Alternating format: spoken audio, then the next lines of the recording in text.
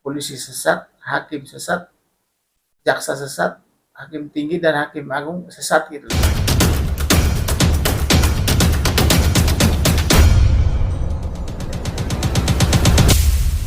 Saya di Baris Krim Polri melapor di SPKT. Dari SPKT itu saya mendengar sudah diterima laporan polisi atas nama atau melaporkan Ibtu Rudiana. Kemudian melaporkan saksi. Kurang lebih 3 laporan dia. Ya saya bilang ya silakanlah dibuktikan. Itu ini pekerjaan sangat berat karena sudah ingkrah. Kalau disomasi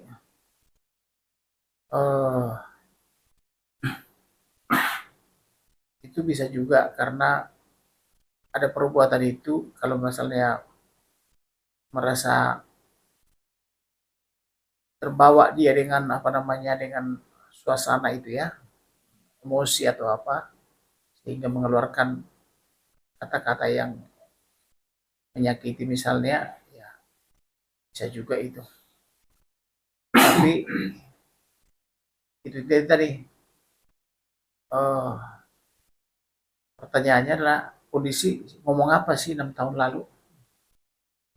Kalaupun polisinya misalnya dikatakan nakal, lalu jaksanya juga nakal kalau gitu, hakimnya juga nakal, kemudian pengadilan tinggi juga hakimnya nakal, tambah dengan di Mahkamah Agung nakal, termasuk pengacaranya nakal juga ya.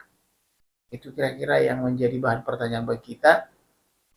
Nah terus yang melakukan pemerkosaan dan pembunuhan itu siapa kalau bukan mereka? Gitu loh.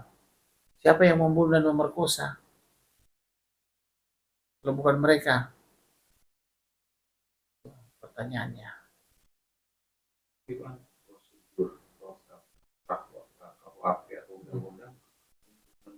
Kuasa hukum kalau terduga itu masih aktif di penegak hukum gimana bang? Ada nggak sih protapnya?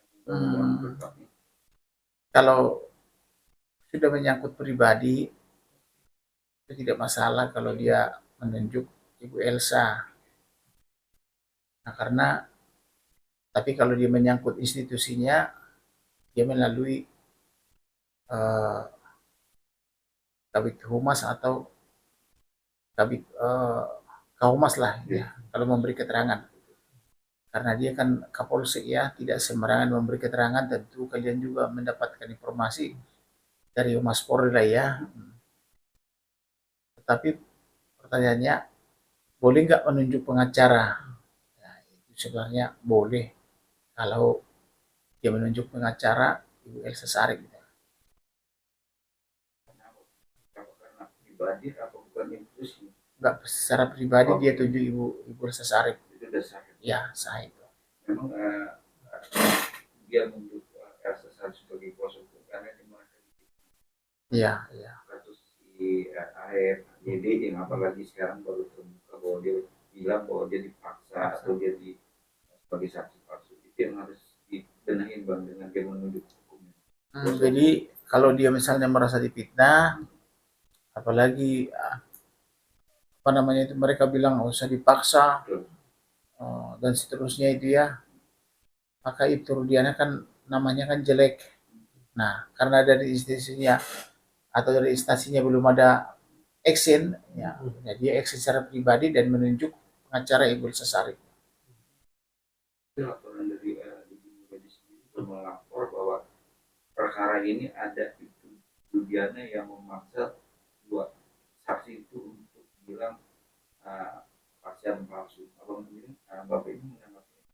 Kalau saya sampai sekarang menjadi pertanyaan, kalau misalnya mereka semua baik berdua atau semuanya mengatakan mereka bukan pelaku, lalu siapa pelakunya? Kan gitu. Berarti pelakunya masih berkeliaran dong. Nah, padahal katanya dibunuh dan diperkosa. Siapa yang merkosa?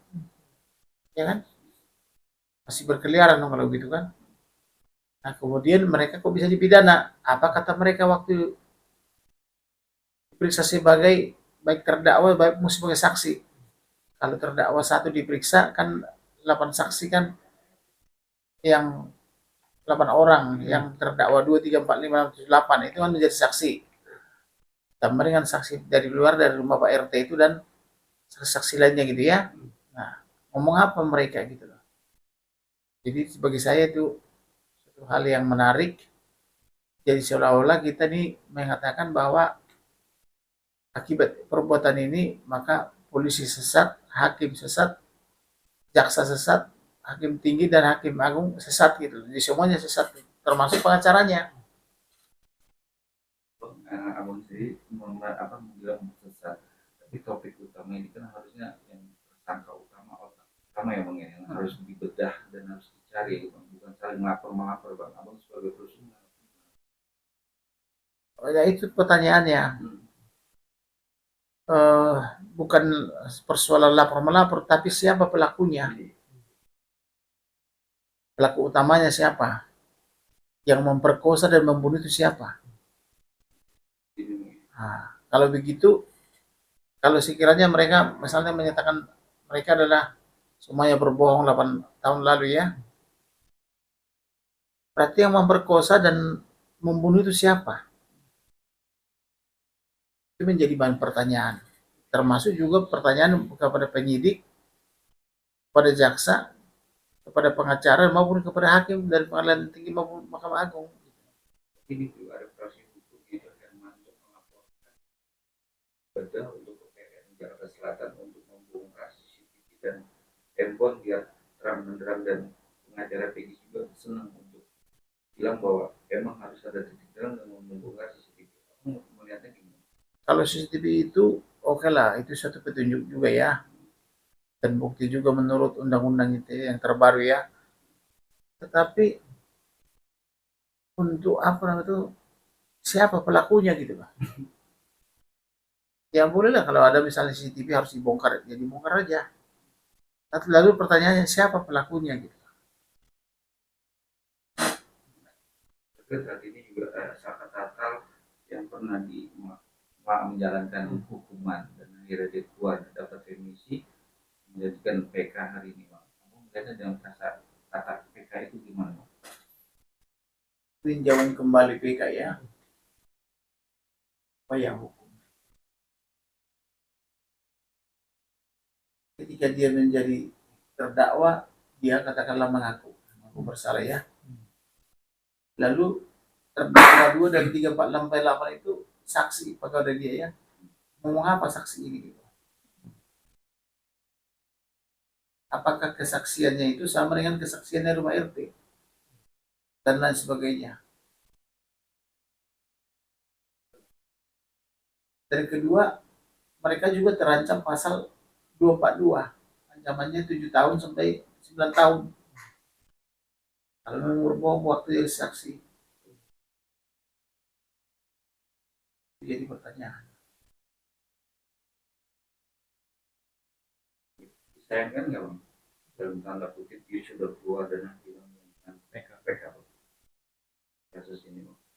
ya masalahnya PK itu kan harus membuat terang masalahnya, tapi ini tidak menjadi terang, menjadi mumet gitu. PK itu kan katakanlah dia mengajukan ahli ya, ahli 2 orang ya. Nah saksinya siapa?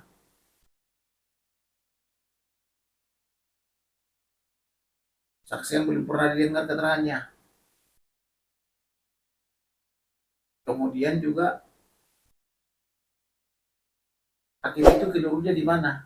Kalau misalnya mengatakan ini boleh nyata jalan oleh apa pidana ini ya, hakimnya keliru. Jadi yang benar yang mana dong?